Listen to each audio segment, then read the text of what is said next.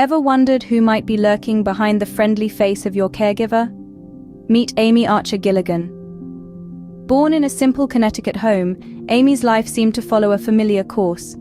She found love in the form of her first husband, James Archer, and together, they embarked on a venture that appeared innocent enough, running a boarding house for the elderly in Windsor, Connecticut.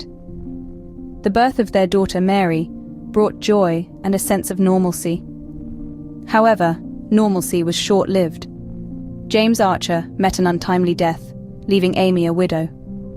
Unfazed, Amy found companionship again, this time with Michael Gilligan. But like her first husband, Michael too suspiciously breathed his last shortly after their union.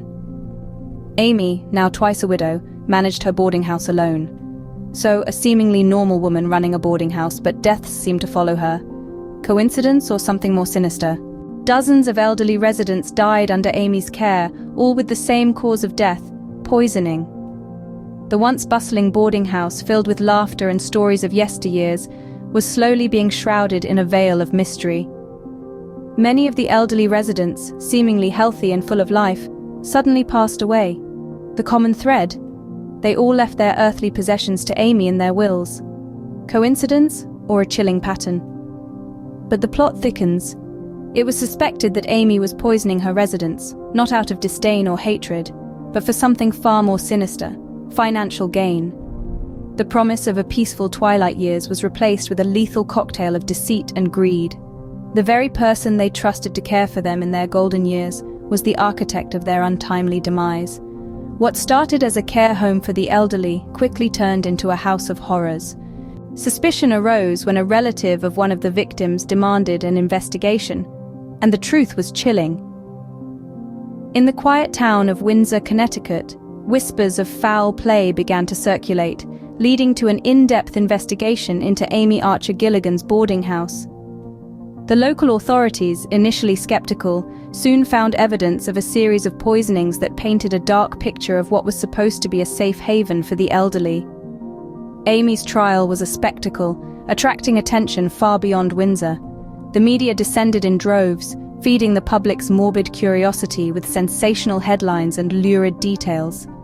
Amidst the frenzy, the jury reached a verdict: guilty. Amy was convicted for the murder of Franklin R. Andrews, one of her numerous victims. The once trusted caregiver, a woman who had promised to look after the vulnerable, was now branded a murderer. Amy Archer-Gilligan, once a trusted caregiver, was now a convicted murderer. Sentenced to life, Amy's final years were spent not in a home of her own, but behind bars. The once bustling boarding house matron was now a mere number in the system. In the stark confines of the prison, Amy's health began to deteriorate. The mental strain of her deeds, coupled with the harsh reality of her sentence, took its toll on her. She was diagnosed with dementia, a cruel twist of fate for someone who had once cared for the elderly. Her days turned into a blur, a stark contrast to the calculated precision of her earlier years. As her mental faculties declined, she was moved to the Connecticut Hospital for the Insane. In the cold, sterile environment of the mental hospital, Amy Archer-Gilligan breathed her last in 1962. Her body may have been laid to rest, but the echoes of her sinister deeds continued to reverberate. Amy Archer-Gilligan died in 1962, but her legacy lived on. Amy Archer-Gilligan's story didn't end with her death. It became a part of popular culture and a chilling reminder. It's hard to believe that such a gruesome tale could inspire humor, yet it did. The play and film Arsenic and Old Lace find their roots in Amy's dark deeds. They playfully tell a story of elderly women who poison lonely old men, a macabre reflection of Amy's real-life actions. Yet Amy's legacy is not solely confined to the realm of entertainment. Her actions sparked a discourse on the trust we place in those who care for our elderly. How can we ensure their safety when the caregiver becomes the predator?